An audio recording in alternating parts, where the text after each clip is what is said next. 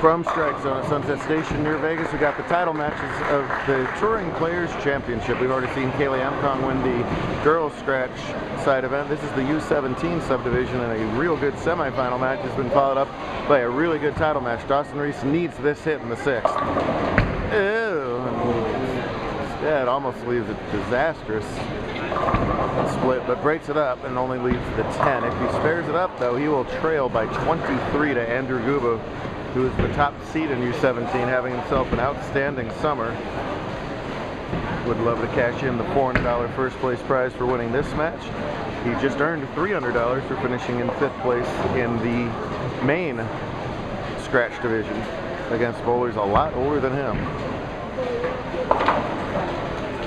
No problem at the 10-pin. Reese won an exciting semifinal 233 to 219 over Dio Bernard. Ah! And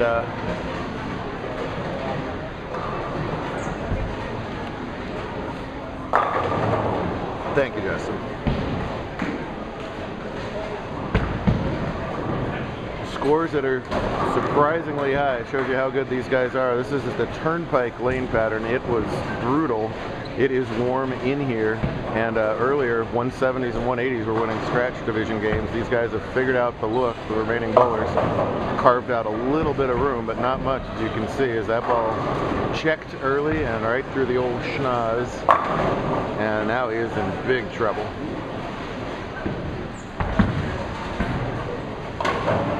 To their right are all Northwesterners, Ryan Nicholas and Jacob Mullen bowling the scratch semi, and Isaac Malkoff and Cole Chance in the handicap semi. Northwesterners have done weirdly well in this tournament. That's going to be close, by the way. Oh, I thought that was perfect. Wow. That was like the right angle, and then it just picked up a little bite at the tail end the exact right way. And it's still disappointing result from a pretty good shot from Reese right there, and Guba's got a chance to put a hammerlock on this. Finished in 2nd at the Teen Masters tournament, also here in Vegas. The Vegas residents. Man, you're lucky if you're a bowler and just happen to grow up in Vegas. Save a lot of money, at least. Know that much. Smooth game. Oh, whoa, wait a second. Oh, it is gone. That is good. That is barely good, but that is good. Wow. What pin was that, a 4? It could have been the 4, but it was sort of like a 4-9 trip, and then it slid over 2 feet to the 8. And almost, I thought it was going to stand for sure, actually, once it started doing that. The pin goes 7 degrees off its axis, it must fall, and that was about 7.1. It can't touch any part of the machinery, even if it's obviously going to fall, and it just barely avoided being clipped on the way down for 6 in a row, and just about locking it up right there. Solid 10 that time. Reese can strike out for 223. Ender in the 240s, like we said, so even if he opens twice, he should hold the count well enough. So I think he's gonna earn another $400 bucks.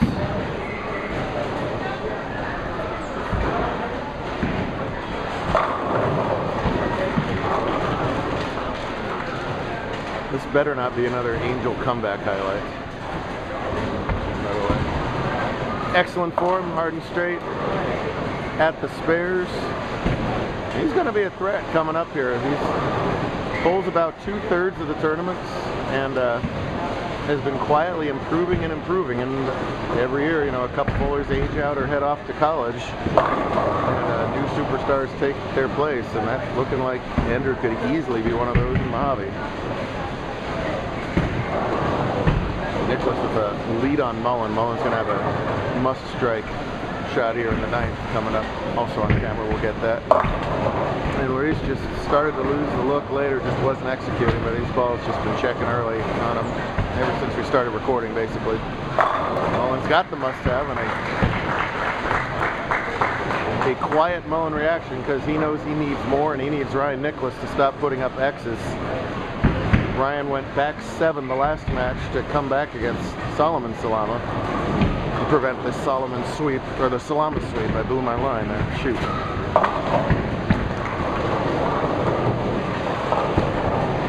Ryan's third consecutive year in the top 4 at TPC. Against the strength of this field, that is phenomenal. This is his last chance at it. Yeah.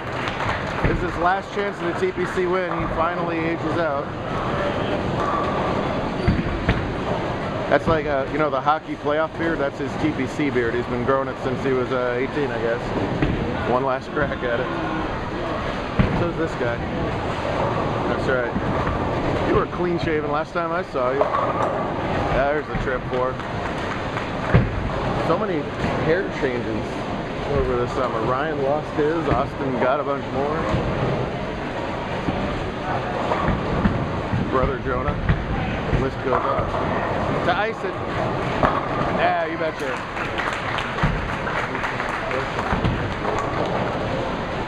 Well, this is the worst thing to happen to Jacob Mullen in about a month and a half as well. Is he thrilled the entire West Coast with that Team USA runner-up finish at gold.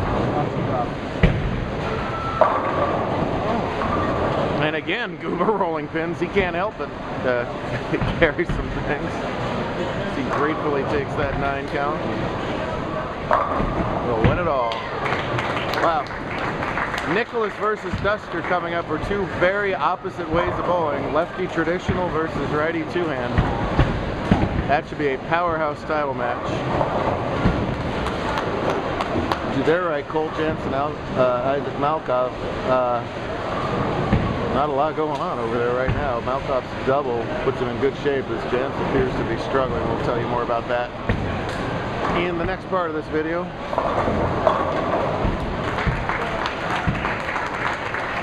Nicholas backs up his 255 with 269, and again, they are tough out there. These guys are good, and there's big money on the line, and our best are performing like it. How about Andrew Guba? 240s for him. He's happy about it.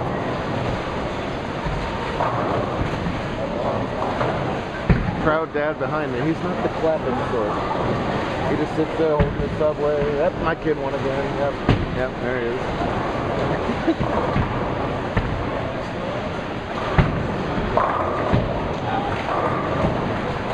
Big double for Jance over there. As soon as I picked on him, he said, "Take that, Mr. Talkie." How about these performances? 250, 260. Mullen's going to shoot 239 on Turnpike and get his doors blown off.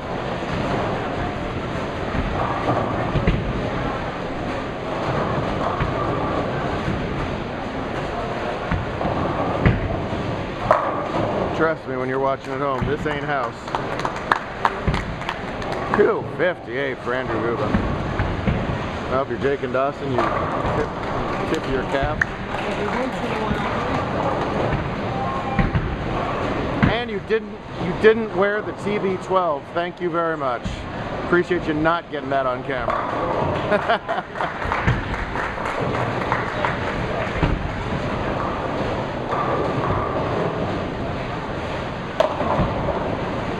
Let's just catch the tail end of handicap here, see where we're at here. Nicely done. I'll high five you in a minute. So the difference is 30 here, and service is on the way, I see. Now I can really barely see that screen. Let's see what we got going on. Isaac's got 3 in a row, so 150 something through 8, but Colt has doubled himself. So this is absolutely up for grabs because the handicap difference is 30. And we're just going to sit here and wait for a second. Boy, oh boy, what a summer for Jacob Mullen. Finishes off with the back 5 for 239, and even that is not enough against his fellow super tough Northwesterner. No shame in that.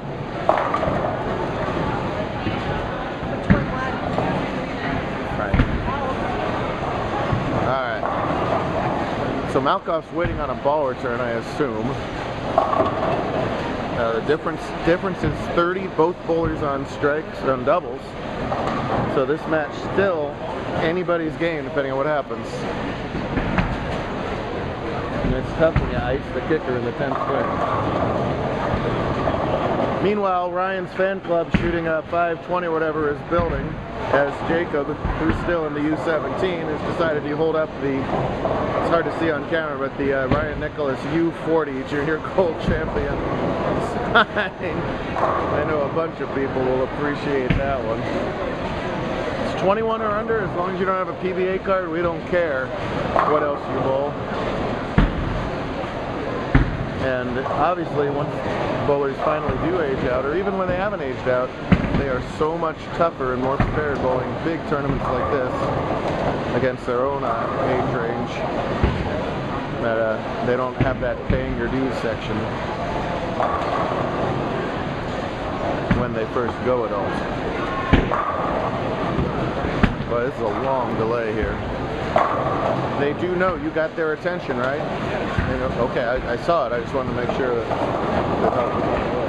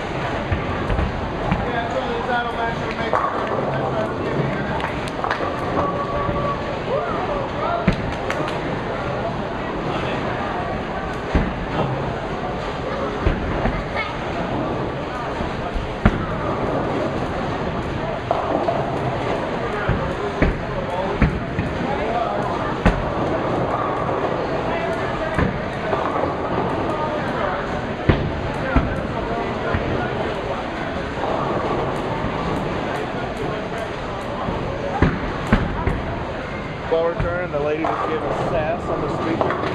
What? Who won the match? Oh no, it's over there. Nobody won that. Huh? All right, we have a bowling ball. Oh, we're on camera. So Isaac is going to have to regroup here. See what's about him as he still has work to do to salt away this match. And it's tough on his opponent, Colt, as well. They really are opponents, even though they look identical. We're in Natasha Richardson's, no, was that Olivia's design? I forget, I'm sorry ladies, whoever it was. But the homegrown Northwestern design. Olivia. Oh, and after all that, a Brooklyn 10 pin. All right, Jance is going to have a chance.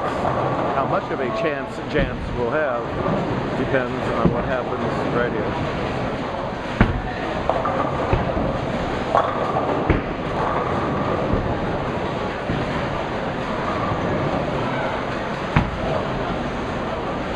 For the second game in a row, a clutch 10-pin conversion. He spared the 10 to win the last match.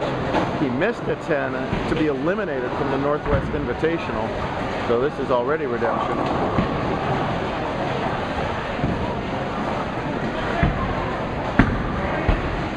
.192, and he's got to win by 30. Jance has a chance at 185 with the double cover. After a struggle through the first 7 frames, Colt will have a chance. Ooh, and only 5 there, 187. So Colt needs 158 to win. 125, 154, 170, 24. Try again. 64. I think after all that, Colt's just going to need a mark.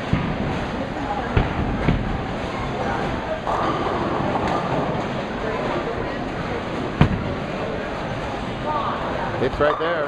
Oh, a late trip on the 10. How about that for a clutch shot? The camera comes up blurry on these screens sometimes. You can, well, no, darn it. I wish you could see it, but there was no strikes through 7 frames. No marks in frames 5 through 7. And somehow, some way, he comes up with a 3-bagger to take Isaac down. He's going to reach the title match if he stays behind the foul line. I know he's been working hard on his game, and this is a dream come true for this youngster.